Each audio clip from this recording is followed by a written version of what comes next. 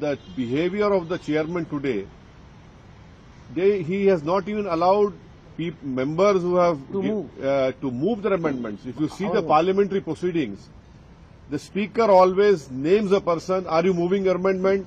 Yes, sir. Then 1 minute is given by the Honourable Speaker to explain why you are moving the amendment.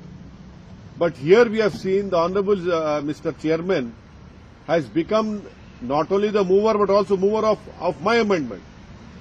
And then he's raising his hand to oppose my amendment.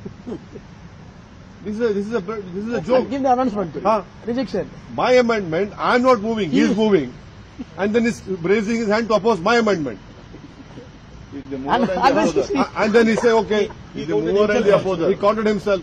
So he's the mover, proposer, everything has become. So this exactly shows us what government is doing. And if you see the amendments that have been moved by the BJP and by the allies, they are obnoxious. They are not to save the Waqf property, I say. And it is very surprising and shocking that Mr. Chandrababu Naidu, Mr. Nitish Kumar and Mr. Chirag Paswan, though they are part of BJP, supporting Mr. Modi's party, but you are supporting these obnoxious amendments which will destroy the whole Waqf property. You know, someday they will have to come back to the people. Right now they are having their political honeymoon. But as you rightly know, that this great country of ours has seen many political honeymoons.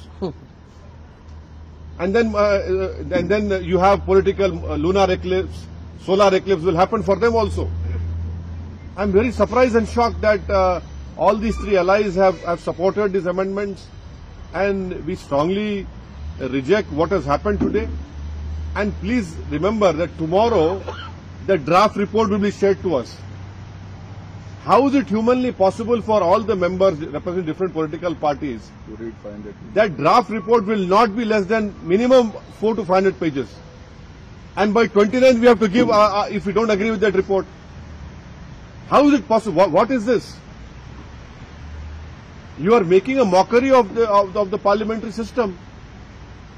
The reason standing committees or the joint working committee has formed is because in the parliament you do not get enough time to speak on every clauses, but that is why a committee is formed. And even in that committee, you are superimposing on us, you are pushing us to the wall. So this whole behavior of what has happened today and what has happened in the last 6 months, it is completely uncalled for. It is not good for a democracy. And as I have said earlier, this bill, if it becomes law, this will be an interference in the Muslim personal law of Muslims. This will be weakening our pluralism and diversity of our country. This will be a great attack on Article 26 of our Indian Constitution.